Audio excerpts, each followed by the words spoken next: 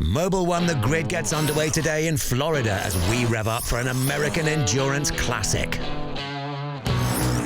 The Mobil 1 12 Hours of Sebring marked round 2 of the IMSA Sports Car Championship. Arriving in Florida, Porsche Penske Motorsport led champions Cadillac by 25 points, following their victory in the 24 Hours of Daytona. Daytona was a great opening of the season, special win for the team, for myself, for the whole program really. I couldn't think of a better way to start the year. So far they've shown that they are, let's say, the quickest car, but we were quite there with them during Daytona. It was a fantastic fight. I think for the fans it was amazing. For us, we didn't get to take the Rolex home, but that gives us great confidence that we can come to Sebring and push them, you know, and apply pressure to them. To celebrate Mobil 1's 50th anniversary, special golden liveries were on show, and among those GTP and GTD Pro hopefuls, crews had been working hard in preparation for the 72nd running of the Florida Classic.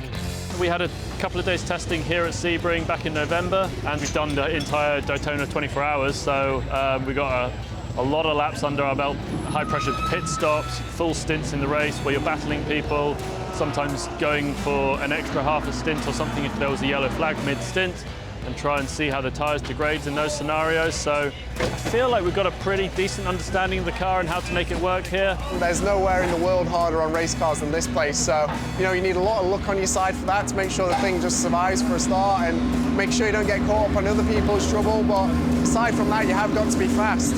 Everybody's very much better prepared than they were last year, both mechanically, system-wise, reliability. So you have to execute almost a perfect race if you want to win. And you know, that gold finish, if it's a good luck charm, then maybe we'll end up keeping it. The 58-car field took to the track for 3 practice sessions, where engineers and drivers began the complex task of finding a perfect setup for the 12-hour race ahead. The track conditions seem a lot different to how we were when we tested here, which is not unheard of for Sebring, but when you get the hot Florida sun on a circuit here, the concrete circuit as well, everything changes. The way that it interacts with the tyres dictates braking system, the way the hybrid system is interacting, so you have to start again at the start of race week. There's quite a big swing from daytime to finishing in the night, so trying to sort of get the ideal package of something that's comfortable to drive in the heat of the day where it's very difficult, but at night the downforce comes up, pace picks up a bit. You want to have the balance across both of these windows as good as you can. It's a very difficult track on man and machine, so you want to have a good car throughout the whole race to avoid problems, to avoid crashes, to avoid things that could potentially disturb your race. It's been good so far. Let's see how the night practice goes. The importance of the final evening practice was evident as Porsche, Acura, BMW, Lamborghini and Cadillac sought that optimum balance. It was Renger van der Zande who topped the timing sheets. Sebring is one of my favorite races because as a driver you need to be creative, you know. The track is changing all the time. Your tire degradation is massive. The bumps are always different somehow. And then you have the traffic. To get around the traffic here in Sebring with the many corners that are here is not easy. You have the light, you have the dark, so it's a lot to it, and that's even more sweet if you can win this race and overcome all those factors. The qualifying session promised an epic race ahead as class champions Vassar Sullivan Lexus took pole in GTD Pro, while the champion number 31 car came out just ahead of its sister Cadillac in GTP. We hope that Porsche does not show as much pace as they did at Daytona, but we've been working hard in our side of the garage as well. So hopefully we can turn things around here at Sebring, which would mean it's my 5th win if we manage to conquer it. So hopefully we have a strong race from the beginning all the way to checkered flag. We're putting Sebring on ice for now. Here's something completely different.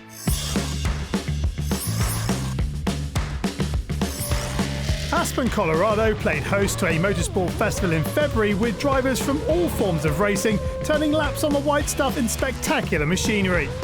This is the first time we're taking the ice race from Zell am See, Austria, all the way to Aspen, Colorado. The ice race dates back to the 50s in Zell am See, which is where my family has always been based. And they used to race on the frozen lake from the 50s all the way to the 70s. And in 2019, we figured this would be something that the next generation of car people would enjoy. This is an event I've been looking forward to since the first time I went to the GP ice race back in Austria with Ferdy and the team. But to do it in the US is the inaugural year. It's an honor to be here. Showing up here, we still want to do well because there is a racing element to it, but there's just a lot of great people here. There's some phenomenal vehicles. Like, this is a curated thing that you don't really see too often. Stefan Ortelli here with a special present from the Porsche Museum. We are bringing to you guys the 911 GT1 Porsche Le Mans winner car from '98. And I have to say, it has been spectacular so far to drive the car here on ice. Alongside Le Mans winners and Formula Drift stars were Toyota Racing Development Dirt racer Jade Avedizian and Pikes Peak and sports car race Lonnie Unser. I have never raced on ice before, but I grew up driving on ice, so maybe that's a little bit of experience that I can take to this. To be invited to the Fat International race is super cool, so I probably am going to take it serious, but at the same time, you know, we're going to have fun and whip it around in the snow. The car I'm racing is super unique. It's won the Pikes Peak Hill Climb 2 times. It's a Porsche GT3 Cup car, but it has twin turbos on it, and it's got 1,100 horsepower, which is pretty insane. This isn't a car that you would normally take on ice, but to do it is super cool. Racing on ice is a unique challenge, especially without studded tyres, and even more so in a priceless car from the Porsche Museum. The car was dancing like a ballet and using the weight transfer from one side to the other, and I really liked it. For me, it found it quite natural. I wouldn't say it's easy, but it works. I've been learning from some of my colleagues that I raced with at Porsche over the years, especially Richard Lees from Austria, and he just says, you know, you don't want to be spinning a lot of wheels, but you do want to be sideways because, of course, it helps rotate the car and turn into the corners. Ice racing, you have to get sideways to go fast. You have to give it a little bit of throttle to get it sideways so you can get it pointed straight through the ice. Whereas when you're road racing, you don't really want to be getting that sideways ever because that's when things are going wrong. We should have came with softer springs on the suspension, and a few other things that we're now learning are really not that good for the ice, but still having a blast. While the drift specialists battled it out for the fastest time, many of the drivers were happy to come along for the ride and try something different. I think it's probably one of the funnest events I've been to. Personally, they did a great job making it fun, and when you get a race on snow, it's pretty special.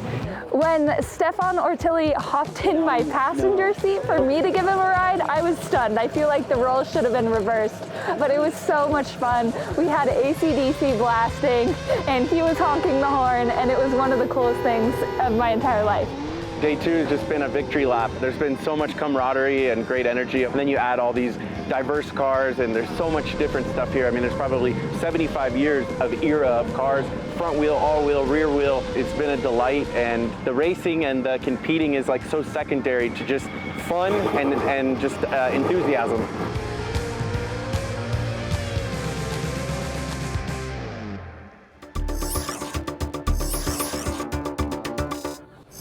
This season, we're shining the spotlight on some of the leading women working in motorsport who are inspiring the next generation of female drivers, mechanics, and engineers.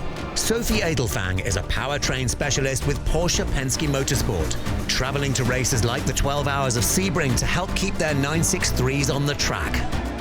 In general speaking, we are responsible for making the powertrain work, making it function. So we do in preparation everything to ensure this, which includes checking the data, check that every sensor is working, every backup sensor is working, and also have a look on the data, how it's performed during FP1, FP2, FP3.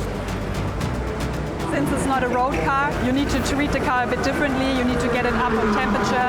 You have the HV system. You also have the engine, which needs to be preheated. So this is the first thing we do in the morning to ensure the car is warm and ready. If something is happening during the free practice, you need to react on your side, and you're kind of the first lane of defense if something is happening. In between the sessions, the goal is scanning the data, see if something goes around we need to do, and also re-preparing the car for the next session. If you're lucky, get some food in between. You have mainly on qualifying day a bit more time to see which settings you need to adjust to get the most out of it, but also checking the spares, ensure everything is fine. This time on the 6th car and the sister car we had a crash, so therefore we need to deep dive and investigate what needs to be changed to ensure we are good for tomorrow. During the race, we have a couple of options. We have information due to the telemetry, and also we can make changes to improve. We have backup strategies, we have backup sensors. So those are cases where you can react immediately while driving. And then, of course, I'm sitting on the pit stand. If the car goes to the garage, it's quite a time for me to go from A to B. So everybody needs to work together, clear calls, what needs to be checked. Then we also need the answer. So you already do the analysis while you're on the way from A to B. For me is to have a good understanding about your system, what you're responsible for. I am responsible here for the powertrain, so we have the engine, we have the gearbox, we have also the HV system. It's a hybrid car, so it's quite a complex situation. You can imagine if there's a problem, you have the driver complaining, you have the data showing you, hopefully, what's the problem. You have information from the crew members. You also have your race engineer, your strategist. So it's like a lot of going on. You need to be focused, good in freestyling, and draw conclusions out of the situation as quick as possible. That's the goal. It's an endurance race, so being a good engineer is key on this one. You can still win the race even if you have problems, if you're smart. We return to Sebring now for the business end of one of endurance racing's toughest events. Race day dawned on the 72nd running of the Mobil 12 Hours of Sebring, where a masterful lap from Pipo Tirani had put the number 31 Whelen Cadillac on pole just a tenth of a second ahead of the sister 01 car. It's going to be hot, so it'll be interesting, especially the first few stints with a lot of dig and double stinting, but I don't know, we just need a nice smooth race, that's all we need. Glad that we start on pole. It means basically nothing for a 12-hour race. It's always good to be out there, so yeah, looking forward for the race. 12 hours on the clock, the two Cadillacs leading the 58 car field to green. Pipo Tirani in the 31, the red car jumping away from Bourdais as they go into turn one. The 72nd running of the Mobil 12 Hours of Sebring is underway. The Cadillacs extended their qualifying battle deep into the race, and the two V-Series Rs were leaving it all out on the track. It was a great battle between the two Cadillacs, and that's what I like about this brand. They really let us race. Just don't touch each other, and it was a small touch, but hey, it seemed to be all right, so all good. Behind the two Cadillacs, battling furiously at the front, Felipe Nasser was showing great early pace in the number 7 Porsche, moving from 5th on the grid up into the podium positions. In GTD Pro, meanwhile, Corvette Racing were recovering from technical penalties that put both cars to the back of the grid. Class champions Vassar Sullivan Lexus also faced early setbacks. In the 14 car, we had a little bit of a bobble in the pits there where race control called that we made contact with a crew member, which is true. We did make contact with a crew member, but it was a love tap, in my opinion. So we had a drive through there that sent us to the back. We fought our way all the way back up to the front. Now we're running P2. It was nice to actually have Tommy ahead of me, and I was playing rear gunner a little bit, and I was able just to be smart and just hang back and just be close enough to benefit when Tommy made a move on the cars ahead of him, and then followed him through as and when I could. Cadillac's overall lead ended in a frightening crash with 4.5 hours to go when the defending champion car went hurtling into the tyre barriers. Tirani has clipped the AF Corsa Ferrari, and from then on he's a passenger. There'll be no 5th Sebring win for Pipo. He's out of the car, he's okay. The sunset, and in Sebring's golden hour, Cadillac's 01 car took over the fight for victory, battling Porsche, BMW and Wayne Taylor Racing's Acura. The 12-hour classic came down to sprint finishes across the classes. Jack Hawksworth's move around Daniel Serra's Ferrari set up a grandstand finish in GTD Pro.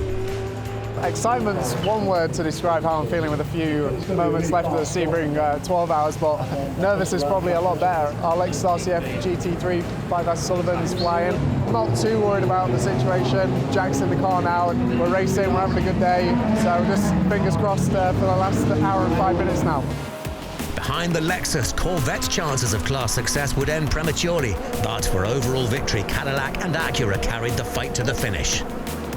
Stout defence from Bourdais, but it's not enough. Delatrez down the inside to turn 7, takes the lead for a moment. Can he hold on? Still side by side. Here's Bourdais. They touch again. What a battle! Delatrez has done enough. It will be Acura and Wayne Taylor Racing with Andretti who win at Sebring. Bourdais and Cadillac Racing came home in second, with Porsche Penske maintaining their points lead with third. In GTD Pro, it was the first win of the season for the defending champions. It was such an amazing effort. Ben, Kyle, the whole team, pit road, on the track. We just did everything you needed to do to win this endurance race. We absolutely executed, and I couldn't be prouder.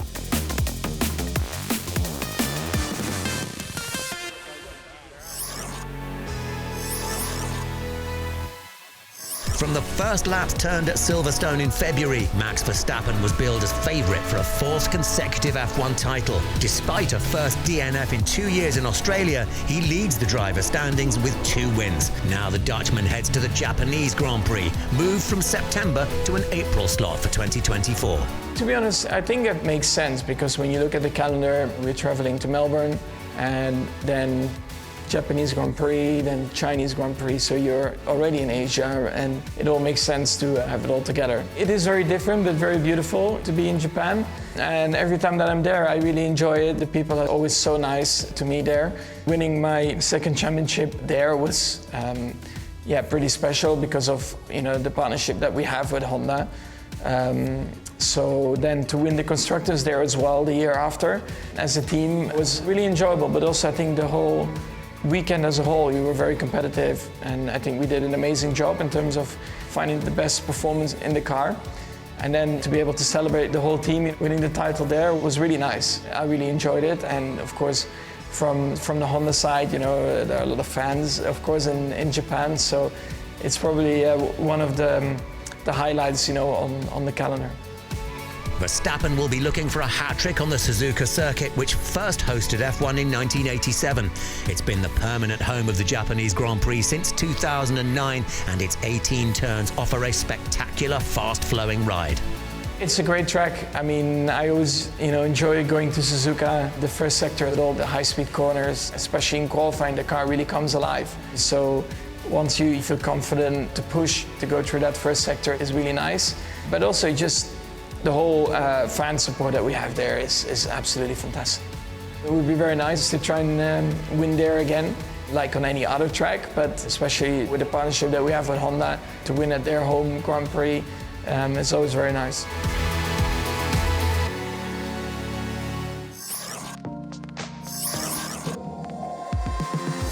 In 2023, Cole Custer transitioned back to the NASCAR Xfinity Series after spending 3 years in the Cup Series. The 25-year-old started the season with a point to prove in the 004.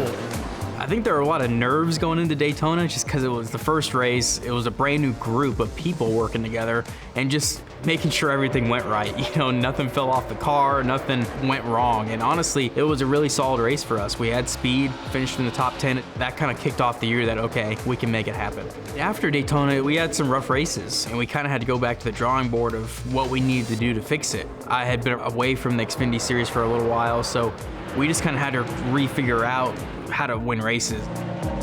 It was 13 races before Custer figured it all out, and a pair of third-place finishes led into the road course at Portland in June. Our road course cars were pretty fast all year, and we had a solid car. We were the ones that didn't make the most mistakes. I made a mistake on a restart earlier, but I saw the guys in front of me this next restart, the final one, that they were going to make the same mistake, so I didn't drive into the corner as deep, and I was able to make it through it where they were off the track trying to make it happen. So we were kind of outsmarting them a little bit there, and it was just one of those races that you kind of put it all together. What a finish! Cole Custer, first win of the year, comes in Oregon. As the 00 team grew into the season, Custer won again at the all-new Chicago street race, which left him in form as the playoffs got underway. The penultimate round of the season was chaotic at Martinsville. With only 4 places in the championship race, Custer barely survived to book his place in the title showdown.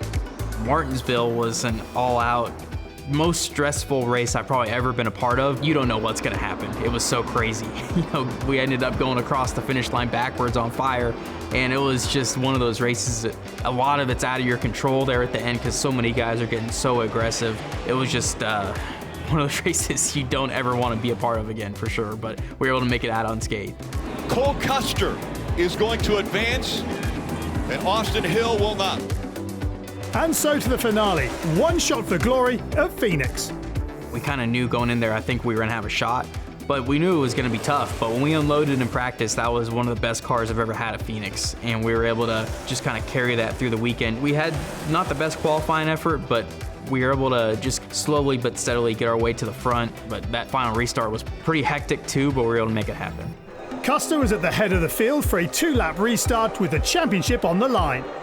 it was always a toss-up whether you pick the bottom or the top for the restart as a leader, and I chose to take the top, and I felt like if I would have taken the bottom if I was to do it again. I knew I was in a losing situation going into turn 1 because I was 3 wide in the middle, and it all looked like it was slipping through our fingers at that point. But I just kind of tried to keep my cool and tried to go in there and make sure I had a good exit, and from there it all worked out. Everybody else overdrove the corner a little bit, and we were able to get off the corner how we needed to and really take the lead. White flag one more time around.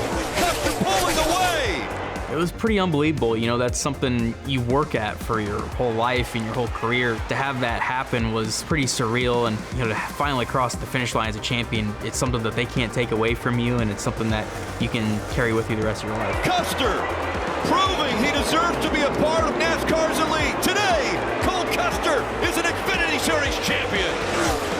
When we did the pictures after the race and everything, I left my clothes and everything on the hauler, and the hauler left. So we had to all go chase after the hauler about an hour down the road, get all my stuff off the hauler and everything. So at that point, it was almost too late to go out and do anything. But it was a good day. You know, just one of those days you try and soak it all in, and we'll never forget it.